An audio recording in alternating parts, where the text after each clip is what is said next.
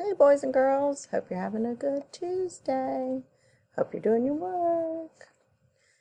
Hope you're getting a lot done so you can relax later in the day. Okay, here we go. We are on chapter XXVI. So that's 10, 10, that's 20. A V is 5 in Roman numerals, remember, and then you have your I. So 25 plus 1 is 6. All right, Guadalcanal.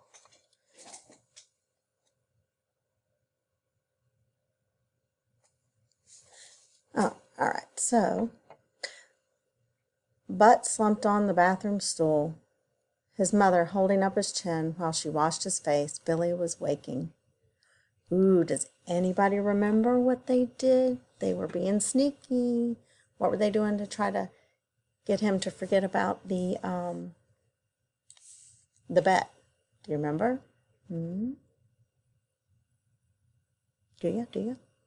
Okay, well, if you remember, it was they took him to the game, the baseball game, and filled him up with food and kept him there super late, right? So now he's home, the dad carried him in, so now we're here, and the mom is cleaning him up because he had sticky face and stuff. All right, here we go.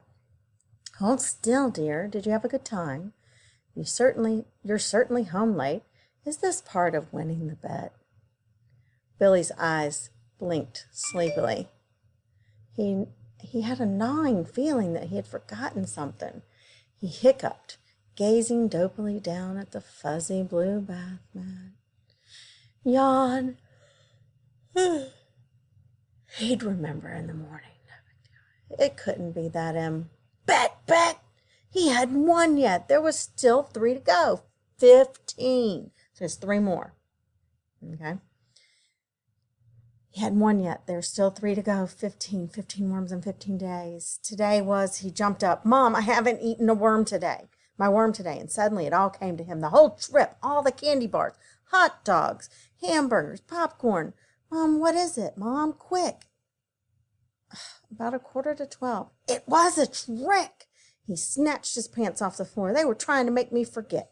He tumbled and slid downstairs through the dining room, his shirt tail flying, yanked open the drawer in the kitchen table, snatched out the flashlight, the drawer spilling out with clatter, and crashed onto the floor and slammed out the back door.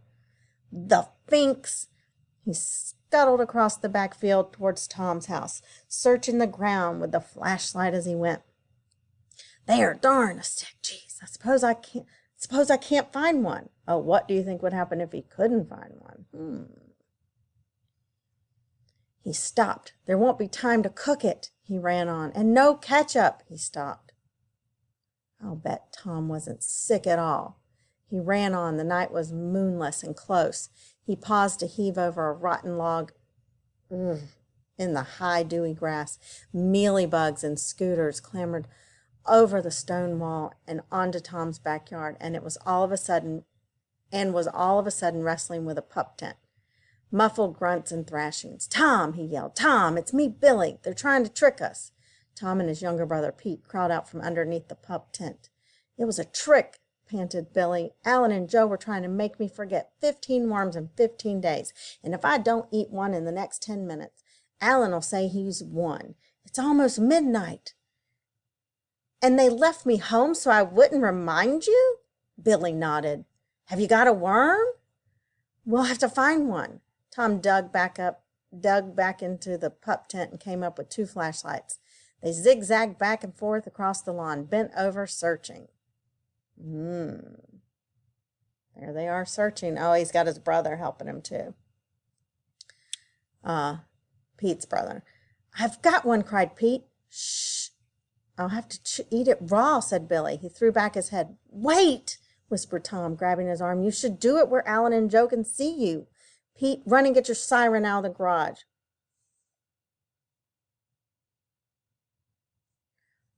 This is not, I don't know if this is going to be good. Okay, so who reminded Billy of the bet? We just read about it. He was in the bathroom. If you were thinking his mom, you are correct. Oh, 13th worm. We'll see what he does with the siren next tomorrow.